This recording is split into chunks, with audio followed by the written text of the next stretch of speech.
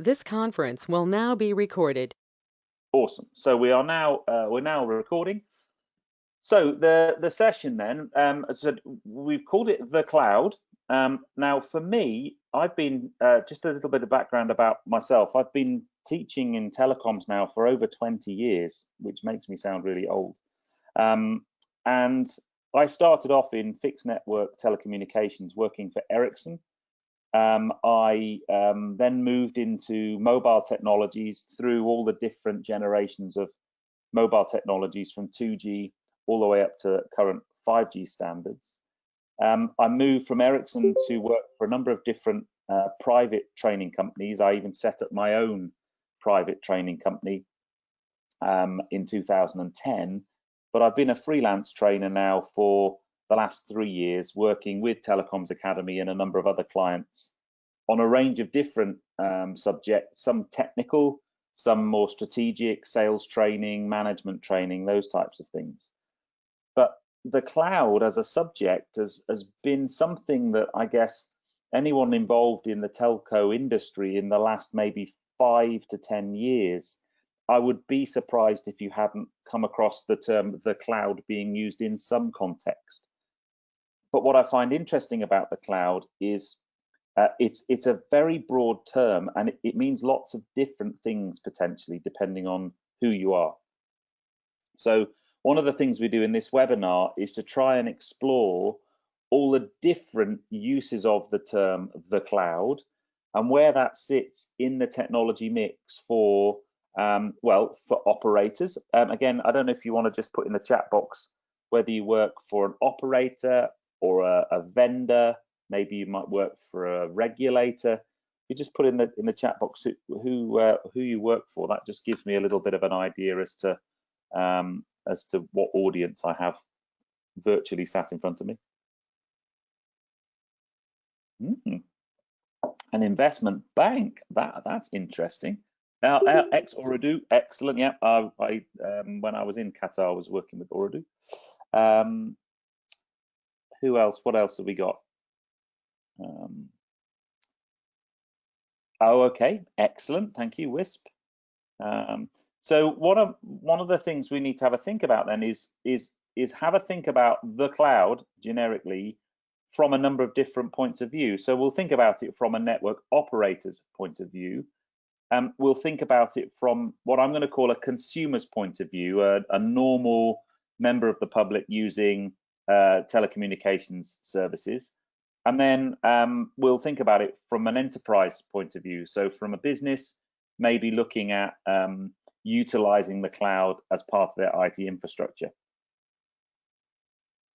Okay, excellent, Daniel. Thank you very much. Independent contractor. Super. So that's kind of the way we'll have a think. So let's if you like take a step back and think about what I've called there the traditional IT service model. And I think maybe the important term here is this term here, in-house. And what I mean by that is traditionally how a business would have delivered their IT solution would be to have on-premise equipment inside their network. So somewhere in their building, they would have a server room, and in that server room, you'd find servers and computing equipment. And the bigger the organization, the more likely it is that that equipment was managed by an internal team. So you'd have an IT department managing all the IT, and they would be doing things like, first of all, you've got the actual physical hardware. So you've got things like servers, and they may well be providing storage for data, or they might well be providing the place where you run your line of business applications. We need to think about backing data up, so that again, the IT department might be looking at managing a manual backup at the end of every day. But then you need to think about what about upgrading hardware and software. IT moves on at such a pace. You buy a physical server, which, by the way, if you want to, the simplest way to think of a server is like just a big computer basically. So it's physical hardware on which we run software. but the lifespan of a server may well be in a matter of years, maybe 18 months to 2 years, and then you need to think about upgrading the hardware to give you a faster processor or more storage capacity, just like you would do with your laptop. And then on top of that hardware, we run software, and that's when we need to start thinking about sort of upgrades in terms of software. But those servers, that hardware, we need to think about other things in that server room as well. You know, the equipment's going to get hot. It's going to be, you know, a size. You're going to have some place on site to manage that. And at the end of the day, you're going to be buying it. So there's a whole thing around the procurement of that hardware. So it costs money. A lot of that is an upfront capital expenditure. There'll be ongoing operating costs in terms of upgrading hardware, upgrading software, and then the maintenance. So dealing with things like hardware and software issues, so that your equipment's always online and always up and running. So the whole process of having on-premise or in-house IT is a very costly one. The other thing maybe worth thinking about here as well is it depends on how big the organization is. I'll give you a simple example. When I set up my own company in 2010, there were 4 colleagues and myself. We decided to set up a training company, and the first question we kind of asked ourselves was, how are we going to do our IT? Are we going to have servers that hold things like our line of business applications like email and accounting software and customer relationship management databases? Are we going to have that in-house? And if we are, how are we going to pay for it? So even something as simple as an email server, to have an email server on-premise for a small business with, let's say, 50 people, you could be talking about costs from somewhere between maybe $10,000 to $20,000 by the time you buy the hardware, you buy the software licenses, you manage it. It's a real pain. So having on-premise solutions is a real pain. However, there are some organizations and if you like a mindset that's always thought of that as, if I have my IT on-premise and I manage it myself, and I have my on-premise team managing it, my IT manager and his or her team, then it's more secure. And by security, we're talking about both the security of applications being up and running, but also what about things like hacking, intrusion, viruses, those types of things. So there was a very strongly held belief for up until relatively recently. When I say relatively recently, I'm talking maybe five to 8 years ago, maybe 10 years ago, that the on-premise in-house model was the best way to go. The other option is to look at outsourcing your IT. And this is really where you move the delivery of your IT requirements outside of your organization. And this is where we start to think about the term the cloud, I guess, for the first time. But it's also it's not a simple on-premise or off-premise. It starts to get a little bit more complicated. The waters start to get a little bit more muddy, as it were. But what we're really saying in this model is, look, rather than having some kind of physical asset in the building, I'm going to move that into a third-party provider's. It may well be their network, but it might just be their management. So they're the one that has to think about buying the hardware, maintaining the hardware, updating the software. It's their responsibility, and all I'm going to do is pay for that as a service. I'm going to basically pay for an IT solution from a third party, and we start to outsource our IT. And I guess if you think about, I'm going to use the example. Bear with me 1 second. I'm going to use the example of Kerbin, who's works for an investment bank. If I'm wrong on this one, by the way, Kerbin, just stick it straight into the chat box. But an investment bank is full of people whose expertise is being investment bankers, not necessarily being IT solution providers. So the argument here is, if I'm running a business, I have a specialism in whatever it is that business does, and my specialism isn't necessarily in IT. So if I outsource that to an IT specialist, they look after my IT for me, and I don't have to have that in-house expertise or in-house skill set. I'm just buying it as a service from a third party. And that gives me choice because there are a number of different providers that would effectively sell me that service. So I guess the first way we could view the cloud is this outsourcing of IT, and the way in which I deliver IT services for organizations.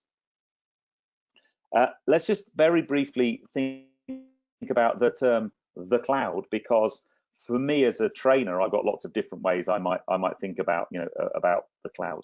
Let me 1 second.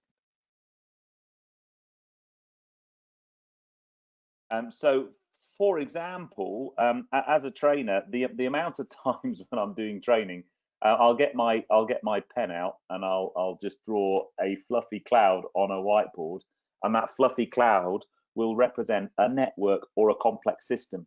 So the first thing that we can use clouds for is to simplify the context or the description of complex systems.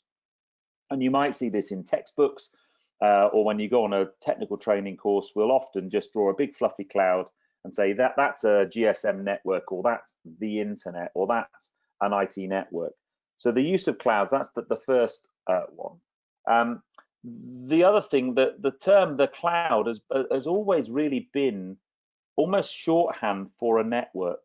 And that again links into the way we kind of draw simplistic diagrams. And then the one of the things we'll move on to is this term here. Clouds are elastic, they can grow and shrink. Now, one of the huge benefits of moving to this kind of cloud delivery of IT, if I just go back to our previous start, this in-house model, if I got on-premise IT and it's looked after in-house and I need to expand, maybe I employ some more people or I need more capacity, that instantly affects how much hardware I need to buy, how many software licenses I have, and that expansion can often be not difficult, but it's not something that you can do quickly. Whereas one of the big benefits of moving to a cloud-based solution is the agility that I get from that, the ability with an it depends, but the ability to scale up or scale down my resources. And therefore, when we start to look at the cloud, and especially we think about a lot of the benefits of cloud-based solutions, often the main benefit is cited as this agility, this ability to flex and grow and scale. And in today's world, and I would argue the really interesting thing, especially, I mean, the whole global pandemic that we're seeing, the impact that's had in terms of how we deliver IT solutions or how businesses work, having this flexibility, having things done in a cloud-based solution has meant that many businesses have been able to flex and change and adapt to this new world that we live in. They've been able to quickly send their employees to work from home and scale up their IT in a far more flexible way than they would have done, arguably, had they been purely on-premise like we would have seen, I don't know, 10 years ago.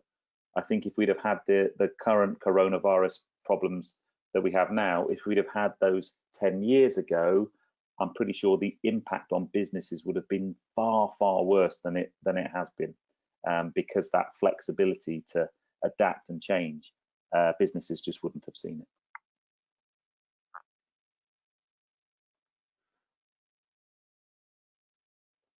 A few different types of cloud services for us to have a think about and so on. I guess the first one, can I just ask, by the way, just so again it helps me with my, does anybody know how your current work IT, so by IT I mean things like email, your line of business applications like Word, Excel, PowerPoint, or a word processor, PowerPoint presentation tool, do you know how they're done? Is anybody on here using Office 365 from Microsoft or G Suite from Google, for example?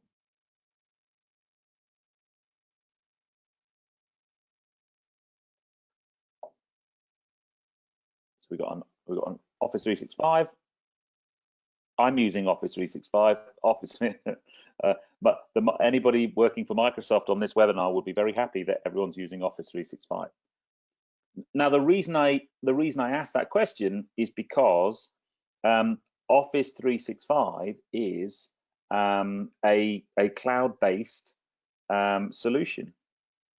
So what we're doing there is we are delivering, it's this top one here really, we are delivering computing services in Office 365's case, that's email, things like SharePoint, meetings through Teams, and all of your kind of Word, Excel, PowerPoint and so on. But that's being delivered from a cloud-based solution. So your email server is sat in a Microsoft data center, for example. The only bit of Office 365, by the way, that isn't cloud-based are the applications that sit on your computer. So that would be Word, Excel, PowerPoint, OneNote, for example. There are online versions of that you can access through your browser, in which case that would be cloud-based. So there are elements of Office 365 that aren't cloud-based, but the bulk of it is. So that's what I would call, and we'll come on to this very shortly, it's what we would refer to as software as a service. Yeah, 365 days in 1 year by solar calendar system. Yeah, Office 365. So yeah, but then what about things like if I'm a business, I might need to store data, or I might need computing resource. So I might need to be delivering or utilizing applications that need computing resource to work, but I don't want to physically buy those assets myself. I'm going to go and buy that from somebody else. So storage, I guess the example here might be if you, in your consumer life, in your life outside of work, you know, if you're using an Android phone, for example, you're going to have a Google Drive storage facility. If you're using an iPhone, you're going to have iCloud, where you can store photographs and music and other files. And again, that's a cloud system or cloud solution. So businesses may well buy storage from a third-party provider to store their data.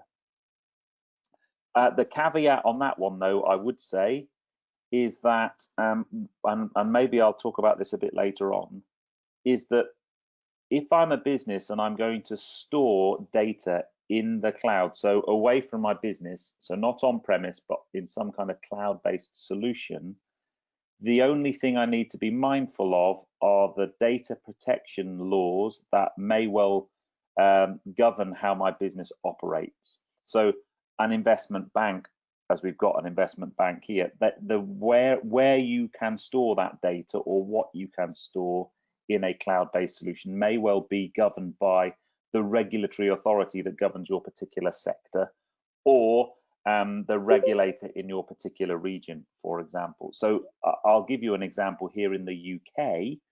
There are some industries in the UK where it's possible for them to store data using a cloud-based solution provider, but the storage facility itself, the physical server that data sits on, must be within the EU, within the European Union.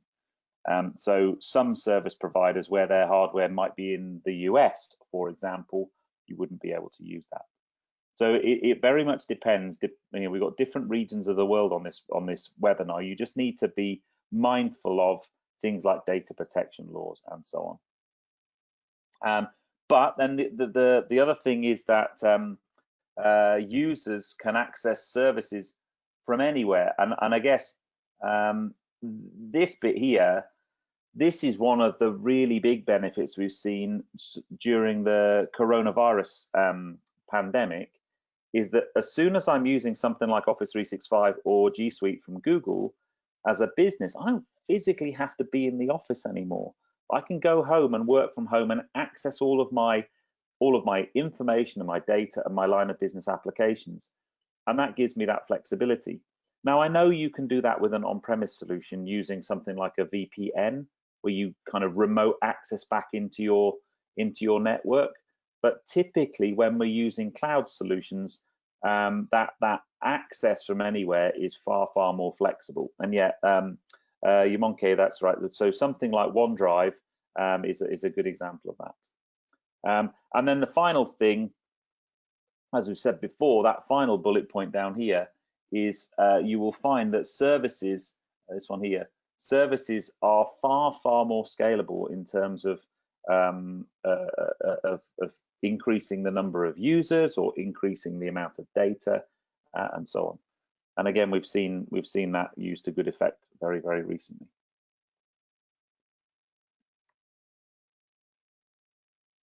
So I guess when we think about computing resource, my simplistic view of this would just be think about a laptop and think about that as a computer. And on that computer, we can then run applications. So, you know, a cloud computing resource, I could go to a third party and they basically give me access to computing resource, to a server sat in a data center somewhere. And then on that server, I'm able to run my own applications and deliver whatever service those applications require. So when we think about cloud, it could be services like Office 365, or it could be computing resource, effectively buying access to a server in a third party's data center. Now then, we've got a few different types of cloud, you'll be pleased to know, because obviously it wouldn't be a technology course without us trying to confuse you a little bit. The top ones on here, I think that this term here, XaaS, and AAS is as a service. These are relatively common terms that you will hear used. We've mentioned one already. The first one I'm going to mention is this one here, software as a service. And the two most used examples of that would be Office 365 from Microsoft and G Suite from Google. They both basically do. Is anybody on G Suite, by the way? It's clearly you have to have a balance. I know the whole world doesn't use Microsoft, but it is about 85% of businesses that use it. But yeah, so Office 365 or G Suite. But what I'm doing there, I'm buying access to the software. So again, if we think about the traditional way of buying software, how you would have bought Microsoft software until 10 years ago when they started selling Office 365, is you would have bought Word and Excel and PowerPoint and Outlook, and you would have bought the software and you would have bought a license to run that software, and that license was called a perpetual license. And you would pay once a single fee for that software, and then that's your software for perpetuity, forever. It was never forever, because what Microsoft and lots of other software providers would do is they would give a time limit to how long that was basically valid. And with Microsoft, it was basically 2 versions of software. So once that software was out of support, you'd then buy the next version. So every, I don't know, 6 to 8 years, you'd probably have an investment required to buy some more software. What we see now with these software as a service solutions is we go down what's called the subscription model. So with Office 365 and with G Suite, you pay a per user per month price. So, you know, if you've got 10 people, it's 10 times whatever the monthly cost is. 100 people, it's 100 times whatever the monthly cost is. And you pay each month to use that service, hence the term software as a service. The difference now is the service is what we refer to as evergreen. And what we mean by that is you're always on the latest version. When the next version of Word comes out, you just get updated and upgraded automatically. Things like software fixes and security patches automatically get upgraded and updated on your hardware. And that's a very, very common way. And I would argue most software now is paid for, and the subscription model is how we do it. You'd see that with CRM systems like Microsoft Dynamics or Salesforce.com. We see it for accounting software like QuickBooks or Sage. They've all gone down this kind of software as a service model. And the other thing I don't need to worry about is the hardware to physically run that software. So if you're using, now depending on where you live, by the way, so if you were in Europe or the Middle East, as far as I'm aware, I'm pretty sure it's the Middle East, and you're using Office 365, the server farm or the data center that actually physically runs your software, for Microsoft, there's basically it's what we call geo-redundant servers. One's in Amsterdam and one is in Dublin in Ireland, and they're your two big data centers that deliver the software for Office 365 customers throughout the whole of Europe and the whole of the Middle East.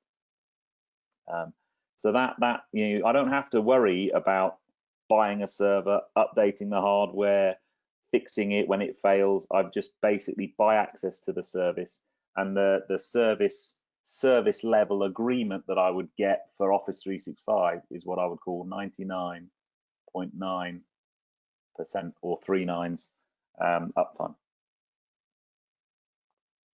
The next one, infrastructure as a service. So this is maybe one less likely that you've come across as an end user. This is where, as a business, you need to run some kind of application or some kind of business function, but you don't want to physically have to buy the hardware yourself. So you go to a third party and you basically buy access to their service, to their infrastructure, hence the term infrastructure as a service. Some examples there: Rackspace and AWS, Amazon Web Services. They're the two really big players. So I go to AWS and say, look, I need some computing resource, please. I buy access to that computing resource, which physically sits in an Amazon data center, and then I can run my own applications on that computing resource. And I don't have to worry about updating the hardware, managing things like hardware failures, maintenance, those types of things. That's all done by the third party, and that is infrastructure as a service. The next one, maybe I guess less familiar to you, is something called platform as a service. Now this is where I need an environment in which to develop applications, and I can go and buy that from third parties. The example we've got there is Microsoft Azure. So they provide like a does AWS fall within IaaS or PaaS? Very good question. I would possibly put them in both, actually. Let me do that. Because they kind of do a bit of both. They'll provide you with an application development environment as well. And then the last one, which is a newer term, and I guess really it's only, or it's more relevant if you're starting to see 5G network deployment in your particular region or market, is within the 5G specifications, we start to have the option as a network operator to present what we call APIs, and APIs are application programming interfaces. But we can present APIs to third parties. So I could basically allow a third-party application provider to deliver their applications over my 5G network, and in which case they would be buying from the network operator network as a service. And then the last couple on here, we've got some slides on this, so is co-location. The best way to, excuse me. Ooh, that was a bit of a dodgy line. The best way to think about co-location is I want to run an application. I'm going to run it on my own hardware, but I don't want to have to make the investment of building my own data center and connecting it to the internet and having all of the huge costs associated with building a data center. So what I do is I go to someone like Colt or Interroute, for example, who have data centers, and I basically buy floor space in their data center, and I install my own hardware and connect that hardware to their power supply and to their internet connection. And I utilize all the other ancillaries you'd have in a data center, like cooling and fire suppressant systems and those types of things. And that's what we call co-location. And then the last bit on this slide is the different terms of private and public and hybrid. I'm going to talk about those on a separate slide, if that's okay. So just to kind of help us with that, especially with the SaaS, PaaS and IaaS thing, is try and bring it into something that you would be familiar with, if you like, thinking about the computer that's sat in front of you. So think on your computer has, it's running software, right? So you've got Word and Excel and PowerPoint and Microsoft Access. They're running on your computer. Think of that like software as a service, okay? So that's the best simplistic analogy there. On your computer, you'll be running an operating system. So it's likely for most of us to either be Windows or Mac. I'm using a Mac. And that, if you like, is the equivalent of platform as a service, because on that operating system, you're going to then execute applications. And then the final bit, if you think about your laptop or your computer, it's going to have a processor, it's going to have some memory to store data, a hard drive, it's going to have memory to execute applications. If you think about the equivalent of that, that is like your infrastructure as a service.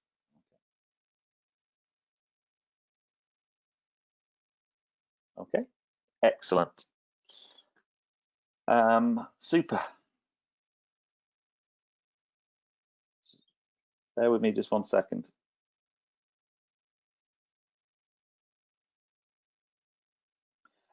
Sorry to point you out, Tejas, could you just, if you just use the chat box for questions, because when you're putting links in and so on, I don't know if you're expecting people to follow those, but maybe look back at it afterwards. But if you can just use the chat box for questions, that would be very appreciated. Thank you.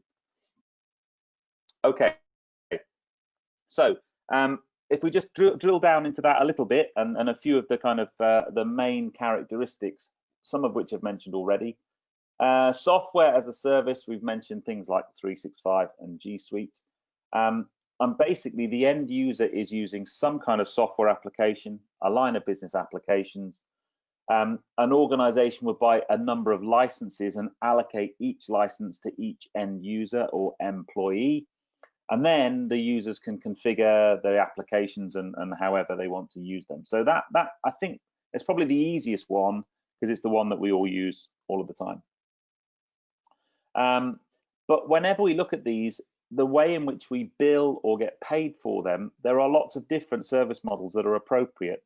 The really common one would be you'd be billed on the number of users.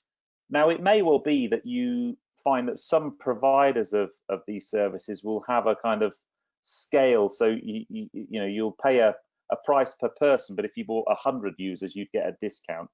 If you bought 1,000 users, you'd get a discount. So it may well be that that scale isn't linear necessarily. You may well be billed on the time or the bandwidth consumed. Certainly, if we think about, I guess the simplest example would be something like iCloud or Google Drive, because I've got both of those. Your basic service comes with an amount of data storage, but if you want a larger amount of storage, then you have to pay more. You might have, and it's often not a huge amount of extra money, but I know when I recently upgraded my iCloud from their basic amount to I think it was 10 gigabytes or something, then you have to pay a little bit more. For a business, and this may well be when the larger businesses start to actually, if you do the maths and you think, well, if I'm a large global enterprise and I employ 10,000 people, if I'm paying for licenses on a per user basis or on an amount of data stored basis, it may well be more cost effective for me to have my own solution on premise. It may well be a more cost effective way of doing things. So I'm not for 1 minute suggesting that everybody's got to go and use the cloud, and the on-premise isn't viable or isn't an appropriate solution anymore. I'm not saying that at all. Certainly within the SME, so small to medium-sized enterprise space, it's something that we've seen a big trend in many parts of the world of businesses moving towards cloud-based infrastructure. But really big, large blue chip companies, the big kind of multi-thousand employee businesses may well still favor on-premise, just because of scale. So yeah, there's software as a service. The one that we see the most. Certainly, lots of providers, your Microsofts and Googles and Salesforce.com and all of the various CRM systems, accountancy software are all done now in a cloud-based model. You just pay a monthly subscription for that.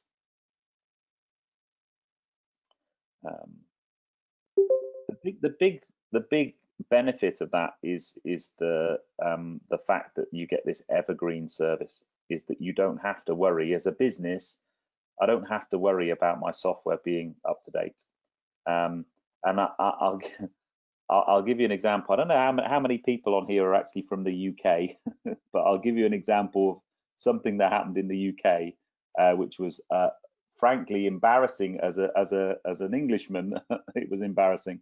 But it was a really good example of when things go wrong with software. So the government in the UK have a track and trace system for coronavirus, and they were managing a nationwide track and trace system for coronavirus. It wasn't the most comprehensive system, but it was the one they were using. And about 3 weeks ago, or maybe 2 weeks ago, they announced that there was a problem with the track and trace system, and that they had lost something like 19,000 positive test people in their track and trace system, and that was obviously a bit of a challenge.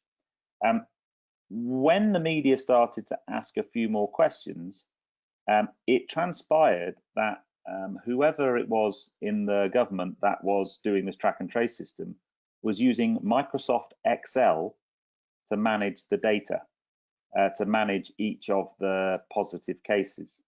And the two problems with that was, firstly, they were using a version of Microsoft Excel that was 11 years old, because it was, again, back to the times when you bought a perpetual license.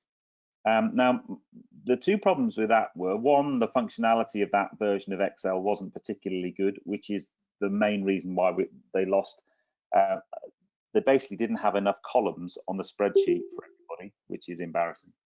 But the biggest problem with out-of-date software, and I think maybe this is a relevant thing for some of the markets you're in, where you might find lots of businesses using pirated software. If you've got a problem with pirated software in your country or market, please drop it in the chat box, because I've been to, especially in a couple of countries in Africa and the Middle East, where pirated software is quite commonly used in business. And therefore, if you're going to try and sell software on a subscription model, you're up against it, because people are using ripped off software that doesn't cost them anything. The problem with ripped off software is you don't get the security patches, you don't get the bug fixes. So you'll find that the software you're using isn't secure, is vulnerable to attack from hackers and malware and so on, and could well have faults in terms of functionality. So the big benefit of going down the software as a service model is I don't have to worry about that, because I know, because I'm paying this monthly subscription, that my software is always the latest version, always up to date in terms of security patches and bug fixes. And that's for a business, and arguably for a consumer, a really good thing. But yeah, we're still struggling with the fact in this country that the government decided they were going to use Microsoft Excel to manage a track and trace system for multiple millions of people. Platform as a service, we mentioned a couple of these. So basically I've got a software and development toolkit. Now this is, I guess, quite specific for particular industries. But yeah, so that's platform as a service. An example there is force.com, which is part of Salesforce. You can do all kinds of development of your own applications and stuff on it. And then the last one, infrastructure as a service. What we got here is you'll find that the physical server, what I can run on a server is something called a virtual machine. So I've got one physical server, but on that server I can have multiple versions of software or applications. I might even have multiple different businesses and the solutions that those businesses have bought. So that again, the provider of that infrastructure, when I go and buy access to it, I might buy access and say, look, I need this computing resource, and I'm happy for that to be shared with other organizations. Or if I was maybe a more secure type of business in banking or in law, I may well go to that provider and say, actually, I don't want a virtual instance of a machine. I want my own physical computing resource to run my application. So you're not going to see a virtual machine all the time, but it certainly enables the physical computing resource of the service provider to be managed in a more efficient way. And you know, the other things that you're buying here is not just it may well be load balancing. So I'm probably not just going to have one server. I'm going to buy access to computing resource that's delivered using multiple servers. I mentioned Office 365 before having 2 different data centers. One of the terms you might start to hear quite a lot is something called geo redundancy or geographic redundancy.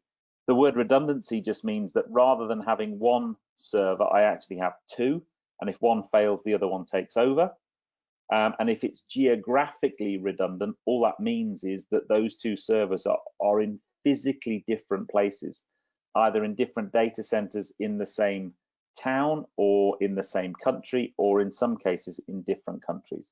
As I said, Microsoft's solution is delivered in Amsterdam and Ireland. So, you know, if there's a nationwide power shortage in Ireland, the Amsterdam data center can step in.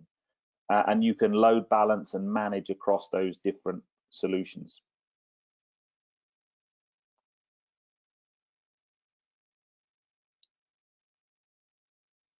VM, is it hardware, and will it be installed in the mic? So the best way, let me see if I can just draw it badly down here. So all it means, let's say, right. So that square is a server.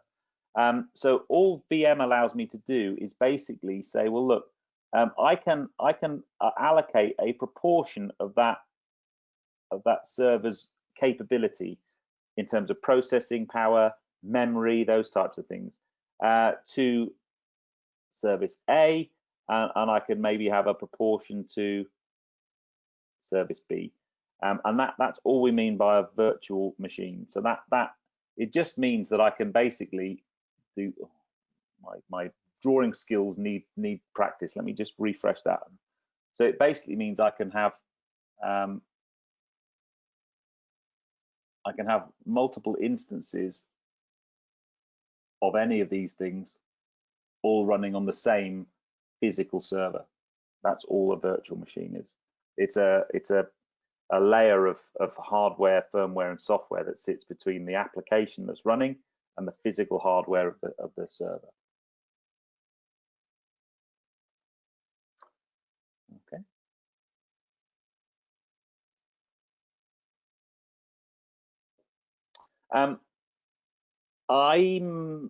Some of these terms are a little bit more flexible than when is a cloud not a cloud? So the ones on the right hand side, we've kind of mentioned 365 a lot. Cloud-based services, salesforce.com. On the left hand side, things like social media applications like Twitter and Facebook, you probably wouldn't be considered cloud, although I have to say Dropbox and those types of, we share, or Google Drive, they for me actually, I would suggest they start to go over into the potentially could be considered cloud. The top one there, Adobe Creative Cloud, it's a bit cheeky. They've used the word cloud in the name of a product. There are elements of Adobe that can be cloud-based, but Creative Cloud is just a suite of applications that you can buy from Adobe.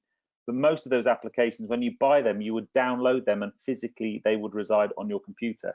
So that would be things like Photoshop, for example. So I think that's probably more accurate. But things like if you had a Gmail email account or Hotmail, that would be a cloud-based service. If you've got something like iCloud backing up your iPhone at the end of every day, or your Android phone is backing up to Google at the end of every day, that is very much a cloud-based service. And the real kind of the key characteristics are the on-demand thing. If you need some more storage space in your cloud-based solution, you pick up your phone or you email your provider and ask for some more, and they will just provision more. I don't know. There was an interview I was watching last week. They had the CEO of Zoom. Quick in the chat. How many of you have used Zoom in the last 6 months?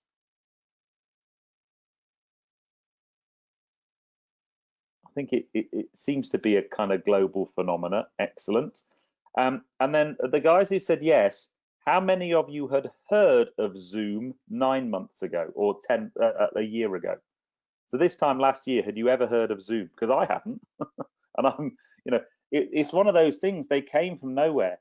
But what was really, really interesting is the CEO from Zoom was saying the difference in usage on his platform from January this year to March this year, so literally just a couple of months later, was just simply phenomenal. They went from dealing with tens of thousands of users simultaneous on their platform to hundreds of thousands of users simultaneously on their platform, literally within a matter of weeks. And the way the reason they did that, or the fact that they could do that, was purely because it's cloud-based. They just basically asked for more capacity from their hosting partners, and they're able to that scaling up and scaling down. I mean, at the moment, I guess they're still very much in the elasticity for Zoom is very much a case of scaling up. Yeah, Teams would be the same.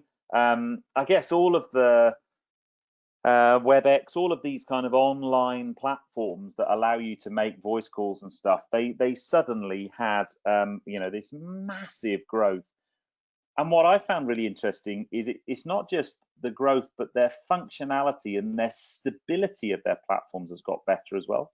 Or certainly some of them have. Some of them have actually not really improved.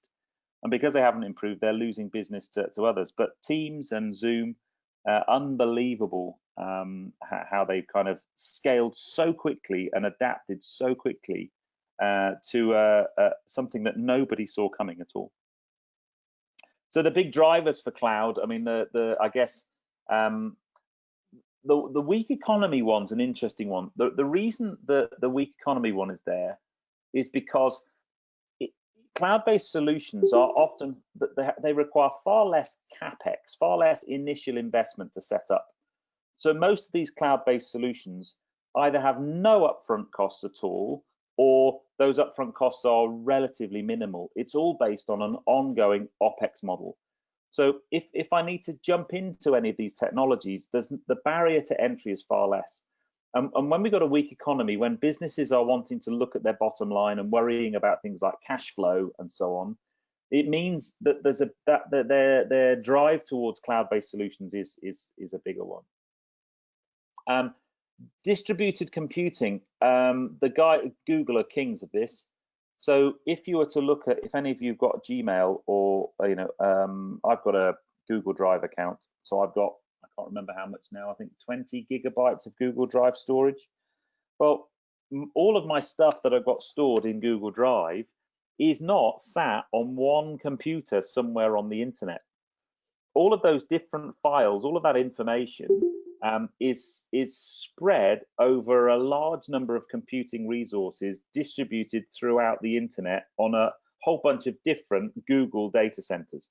But they're all tagged and cataloged so that whenever I go onto my Google Drive, I could click one file and it might come from a server in the UK, and literally the next file on the list might be sat on a server in America.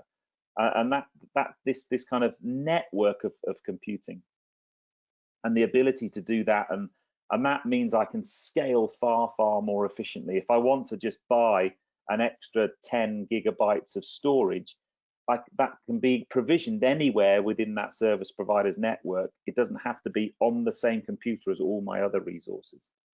The next one is, I guess, a fairly obvious one, but if I'm going to move all of my stuff off of my physical network in my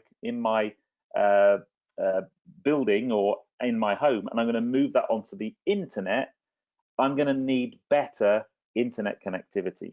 So where we've seen huge growth in the last decade in internet connection speeds because of the deployment of better broadband technologies and more use of things like fiber optic connections, it means that I can move stuff into the cloud far more effectively.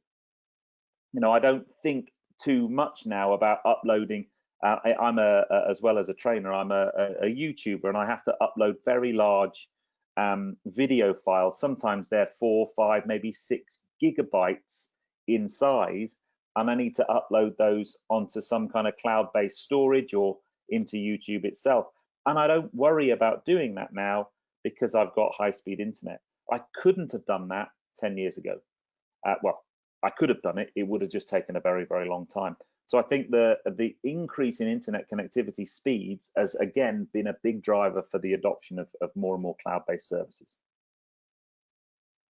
And then the last thing there, virtualization. We mentioned in the previous thing, these kind of virtual layers on a server. It's just meant things are far more easy to provision. So for me as a customer, what benefits might there be? And don't forget there are some risks as well. So the benefits are, it's super easy to deploy. If you think about how fast it takes you to, you can register for a cloud-based service. You could go and buy Office 365 today. I mean, what's the time now? So the time's just coming up to 3 o'clock. If you didn't have Office 365 or G Suite, you could probably go onto a website now, buy it, and have it working within the next half an hour. It's super quick. I only pay for what I use on a per user per month basis. As a business, and this was definitely the case when I set up my own company, we didn't have in-house IT expertise. We didn't have that on our payroll, and we didn't want it on our payroll either. So, the fact you can outsource it to a third party just means I can get access to enterprise grade IT without having to have enterprise IT knowledge in-house. And it should be a lower cost.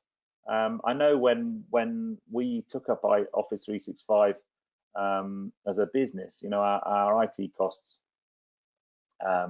actually went up a little bit because our previous solution was so poor, but it's still, if you think about what you get for your money with Office 365, it's amazing, really. I always get the latest functionality. I've got a much more standardized IT. What I mean by that is within an organization, I know I'm using Office as an example a lot, so please forgive me if you don't like Bill Gates and you prefer Google, but we're all using it. What I mean by standardized IT is if I'm running something like Office 365 within an organization, everybody's on the same version of Word, Excel, and PowerPoint. So when I create a document, a PowerPoint document, and I send it to somebody else in my organization, I don't have to worry about different versions and incompatibility problems. In fact, what I probably do is use the cloud to collaborate on that document at the same time. So I create an instance of the PowerPoint document in the cloud on something like SharePoint, and I manage that and use that and collaborate together. and that means it's even more efficient. I get things done more quickly and so on. So big benefits from a customer point of view, but lots of challenges as well. And I think security is the biggest worry, especially from an IT. If I was an IT manager or managing an IT department, I would, security has always been the kickback. What about viruses? What about hacking? What about the nasties that can happen? How well is it going to perform? Is the service always going to be there in terms of availability? If I've got in-house IT that's on-premise, how do I integrate that with any cloud-based solution? So there's lots and lots of these concerns. The really interesting thing, though, and again, I know I'm mentioning COVID quite a lot, but as a telecoms trainer, for me, the COVID thing has been fascinating because it's just so much has happened. It's the same whenever there's, if you look at the technology or rapid development of technology during wartime, it's been very similar for us in telecoms during COVID. And what I mean by that is, again, I'll give you a UK example. In the UK, we've been wanting doctors to do more and more stuff online to help us with availability. So doing things like online consultations or phone call consultations rather than me physically going in to visit somebody. And there's been a pushback to say it's not possible, sharing of notes, of the patient notes isn't secure, it can't be done. When lockdown happened in the UK because of COVID, literally within 3 weeks, the National Health Service had a solution in place where you could visit your doctor using Zoom and have an online consultation using Zoom. It literally got sorted within 3 weeks, and now it works brilliantly. So, the concerns that we had, security concerns, my argument would actually be that in terms of security, performance, and availability, those top three, my argument would be actually for many businesses, those three things are worse for an on-premise solution than they are for cloud-based. I always describe my Office 365 solution that I have as a little one-man band. My email is hosted in a multi-billion euro data center with huge levels of security, 24/7, 365 on-site support, 99.9% service availability. It's far more than I'd ever get having my own servers in my own business. So I think a lot of the concerns have been put to rest over the last, 5 to 10 years. And nowadays, I think if you're a business and you're not adopting the cloud, then I would ask serious questions of your IT department. So where do telcos sit within this, and where could it be within their kind of mix of stuff that they can offer their customers? Well, I guess the first thing is, if I'm accessing the cloud as a user, I'm going to need some kind of connectivity. So, if you think about just accessing it, I'm at the moment using a laptop connected to a DSL broadband connection, but I could use a 4G data connection to do this. So I'm using, in fact, my broadband is delivered to me by my mobile operator, Vodafone. So, first things first, the opportunities for telco in the cloud is people need to access the cloud, and they're going to do that through high-speed data connectivity, either fixed line or mobile. So that's the first opportunity for a telco. But then what about physically providing the service themselves? So it may well be that you have that in-house capability, or you partner with somebody else. So you and start to look at kind of being a provider of services. And if we think about businesses, the big challenge you've got on the left-hand side here. So here's me as a consumer. Okay, and as a consumer, my telco, this green pipe that I've got just here, provided by my telco, that could well be fixed broadband or 4G or 5G. For many of us, what the telco provides is a connection to what I've called here OTT. I don't know if any of you have heard the term OTT before. I'm going to type into the chat box what we mean by OTT. And at the same time, if you give me an example of an OTT player, that would be amazing. What do we mean by that? Yeah, over the top, or the Maha. So yeah, over the top. So the over the top players are people like, well, think about what you do on your mobile phone. You know, you Amazon. You might look at things like WhatsApp is probably the best example of an over-the-top telco service, because we all have heard of WhatsApp. So all the telco does is provide me the data connectivity. The phone call, the messaging, the video comes from WhatsApp. Think about FaceTime from Apple, or Facebook Messenger, or you know, any of these over-the-top players that deliver communications, Google, Facebook. So it's very difficult in the consumer space to go after these OTT players. So what we find in consumer space is the play often is, you know, let's provide the very best pipe, the very best connectivity. In enterprise, however, it's a little bit different.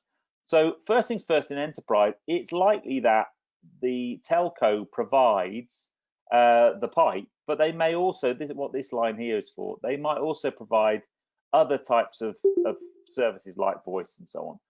And then that enterprise could well have what we've called here an IT solutions vendor, but a third party that manages the IT in that enterprise.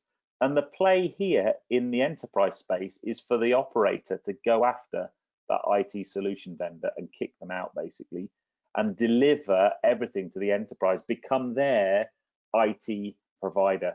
And it depends on the telco, and it depends on the capability the telco has, but it may well be we could start to say, well, if the telco has their own data center, maybe the telco could offer software as a service, or platform as a service, or infrastructure as a service.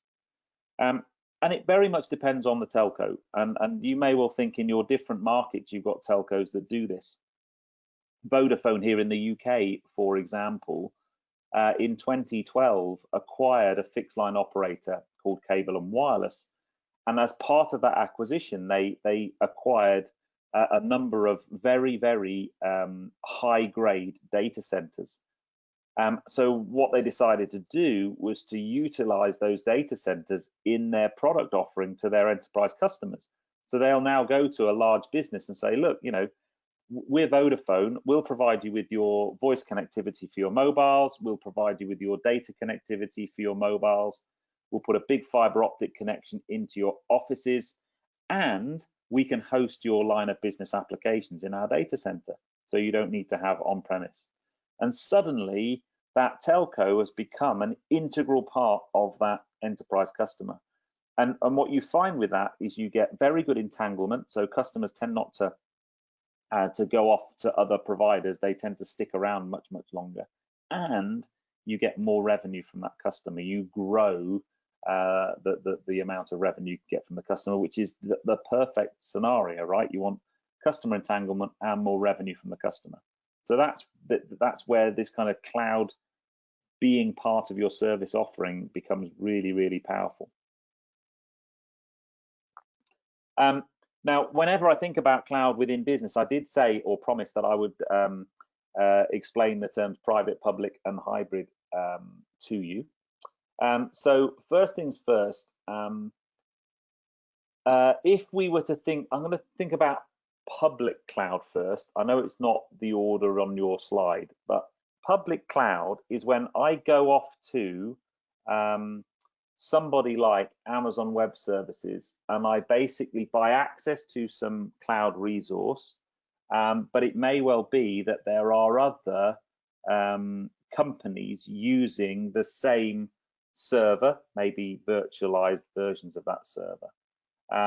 But I'm buying Office 365, I would argue, as a kind of public cloud service.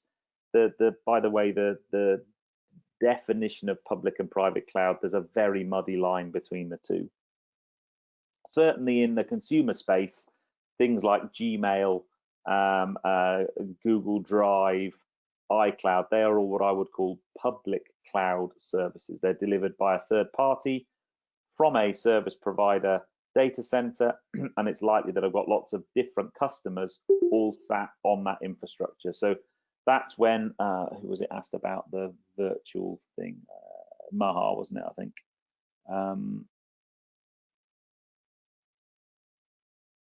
Yeah, Mahar, you asked about, so if I'm buying some resource and I'm using this virtual server thing where I've got a physical server running 2 virtual instances, I'd argue that that would be a kind of public cloud. Private is where I go to a third party and say, look, I want you to host my stuff, but I want it on my own physical infrastructure. I'm not going to share that infrastructure with anybody else. So I'd have my own physical server. I could have an internal private cloud. So if you had a big multinational company like Shell, you know, the oil company Shell. So they may well have, because they're Royal Dutch Shell, they have big offices in the Netherlands. They've got a big HQ in the Netherlands. They've got a big office in London. They've got a big office in Paris. They will have their own data center that hosts their own internal applications. And let's say that might be in Amsterdam. So it's effectively for all the other offices, the one in London, the one in Paris, it's almost like they've got their own cloud, but it's an internal one. So it's their own private cloud. So you can have an internal private cloud or an external private cloud. I know that's confusing, but where the private cloud thing starts to make a lot more sense is if you've got very large organizations or security or privacy or regulation is important. So I've got to go back to my chat box. Who was it that worked for the investment bank? Kerbin, hopefully I'm saying that right.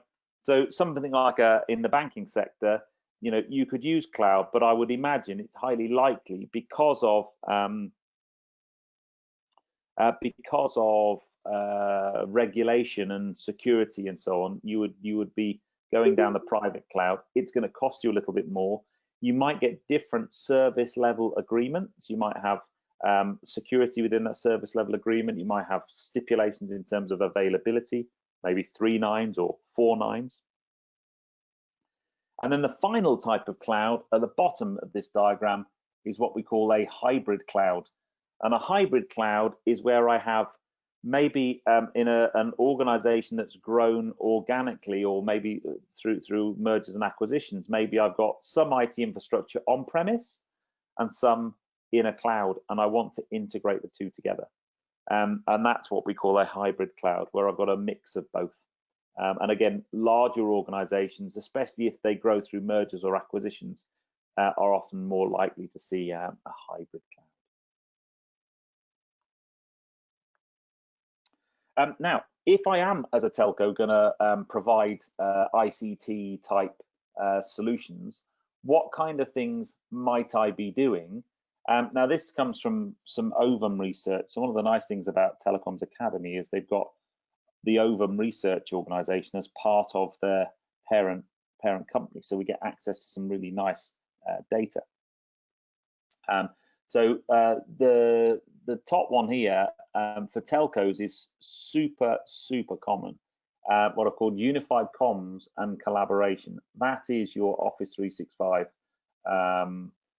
type services, where you're integrating voice, video, desktop sharing, content and collaboration. And that is, from a telco point of view, perhaps the most likely kind of cloud-based service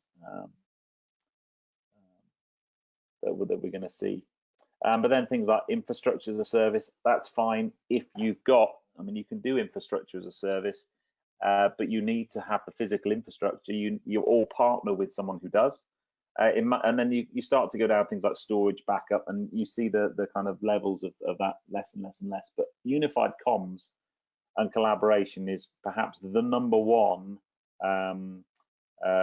thing, the cloud service that telcos are offering. And often that's done in partnership. And it's no great surprise, really, when we see the top guys in terms of who we're partnering with. Microsoft for Office 365, Cisco for telephony and things like their WebEx collaboration platform. And then VMware. VMware do a whole bunch of things like remote access tools, but they also do some device management platforms, things like AirWatch and so on. So again, it may well be that you partner with these providers. Now, the challenge you've got as a telco is to differentiate yourself in the marketplace. If you're just partnering with someone that everyone else is partnering with, it's difficult to do that. But it's a really common approach.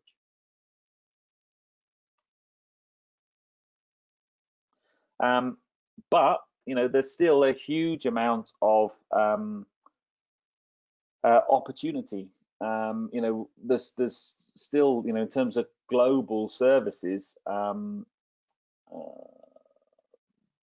just realised this slide is a little bit out of date now, but I don't think the proportions are that different. I'll make a note to update that. The opportunity is huge. And I think that there's a potentially missing a trick in terms of going for that cloud-based solution. A big challenge may well be for a telco how they let their customers know that this is something that they can do and this is something that they are experts in. That's something that's a little bit more challenging for them. So just a couple of different services. We mentioned unified comms, but the first thing, and I've been doing this with a couple of European operators for a long time now, probably a good 10 years, and that is moving traditional on-premise bits of kit. So this is an on-premise phone system, something called a PBX, a private branch exchange. Again, it's the same sort of thing as having a server on site. You have to physically buy them, you have to maintain them, you have to upgrade them. So there's an argument to say, well, what if we moved that PBX and hosted it inside a service provider's network, and we linked to that service provider's network using a data connection across the internet or across a private data network. And all you're going to have on the customer's premise are some IP telephones, and then you've now got a cloud-based phone system. You would typically see this movement from CapEx to OpEx. So I'm just going to pay for it on a per user per month basis, and again we get the same things, an evergreen solution. But you can then move to this kind of unified communication solution, and that's on the next slide. Because as soon as, in fact, if I go back here, as soon as I've got, let me just clean this diagram up a bit. If I've got this phone system inside a service provider's network, and that's connecting or managing fixed phones, it doesn't take too much for me to do and manage mobile phones from the same platform, especially if this is all based on data networks and IP and the signaling protocol, something called Session Initiation Protocol, or SIP. I'm able to start managing from that PBX, which now is here, a whole range of different endpoints. So I might have, there's my fixed phone, I could have a mobile phone, but then I can also start thinking, what about having a soft phone client on a computer, or applications running on a computer, or maybe even a video phone? And suddenly all of these things are all managed by, by the same platform. And once I'm doing that, I can then start to have down here, and this is a screenshot from Microsoft Link or Skype Business, I can start having this presence information. So before I can communicate to somebody, I know, are they on their phone or not? Are they away from their desk or not? And that helps me communicate more efficiently. And we see this integration of apps like Office 365 and telephony applications more and more prevalent, especially now when we're working, most of us are working from home and working more flexibly. This just gives us the ability to do that. And where the telco comes in is this server here isn't sat on the internet, isn't delivered by Google, it's physically sat in the network operator's infrastructure. They're delivering the service. This is their mobile phone on their mobile phone network, and that's unified comms. Last couple of slides before we finish. I said it would be about an hour and a half. There are, and again, if you start to look at, and I don't know how many of you are involved in looking at 5G and some of the standards and the concepts that we're talking about in 5G. But one of them is we're using the concept of cloud inside the network. So what I mean by that, if you look at a traditional mobile phone network, you've got your mobile phone mast and base station just here. But at the base station, I've got what we call here a baseband processing unit, basically a computer running software that does all of the software and all of the kind of management of the radio connection, because coming out of that base station here is a radio link, and that radio link is going to a mobile phone. So this baseband unit is managing that air interface, but it sits on a computing resource. So that means that the base station itself has to be quite complex and expensive. So one of the arguments is to say, well, why don't we change the way we do this and just, I mean, at the base station, you kind of need the radio frequency stuff, because that's the thing that actually presents or delivers the radio interface. But what about if we move this into the core network and we hosted it in a cloud, and we had a kind of almost like a network resource where we do all our baseband processing. So we're starting to take that and simplifying the network. So we have out in the field, we have all of our base stations, and they link back through a fiber network, but now into a virtual environment. And this is just a big computing resource sat on a data center somewhere. And I then, whatever this base station needs to do, I just say, well, I'll tell you what, I'll configure that and it will run on this computing resource. And the next time I connect, maybe it gets to put on this computing resource. So I have far more flexible management of resource. Yeah, Tejas is exactly right. So it's all about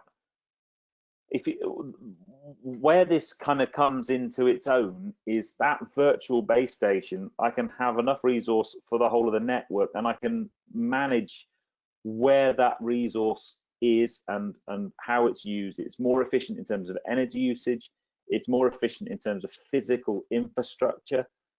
It means that the radio frequency units out in the field, or the base stations, if you like, can be far cheaper, far smaller. They don't take as much energy, and this is a big part of the kind of 5G concept and 5G infrastructure.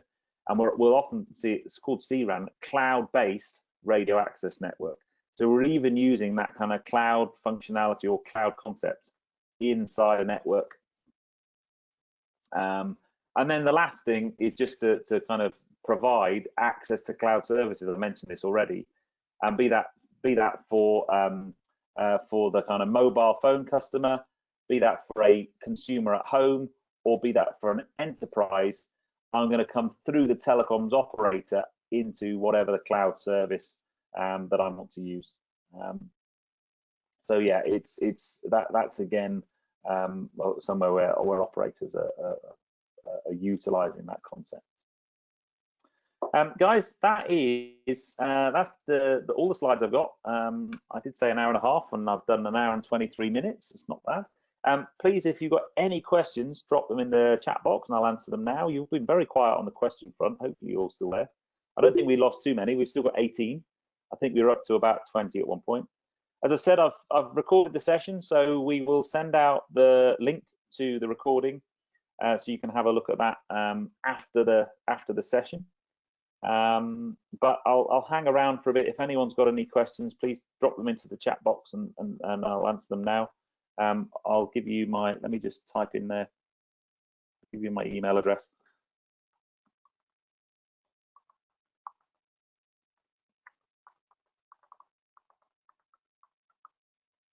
So you can email me if you've got any questions. There you go. But yeah, thank you for your time, and I'm not going to see on the any of the remaining webinars for this year, but you never know, you might see me if you're going to go on one of the ones next year. But thanks for your attention.